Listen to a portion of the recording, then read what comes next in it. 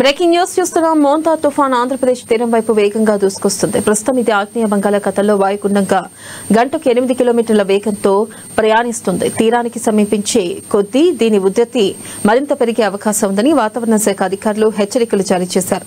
ఈ తుఫాన్ కారణంగా గంటకు 100 కిలోమీటర్లకు పైబడిన వేగంతో గాలులు వీచే అవకాశం ఉందని తెలిపారు.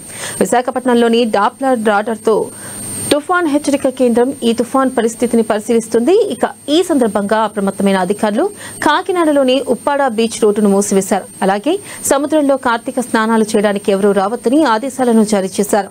ఈ నెల 30వ తేదీ వరకు ప్రభుత్వ అధికారులకు సెలవులు రద్దు చేస్తున్నట్లు ప్రకటించారు. తుఫాన్ కంట్రోల్ రూమ్స్ ఏర్పాటు చేశారు.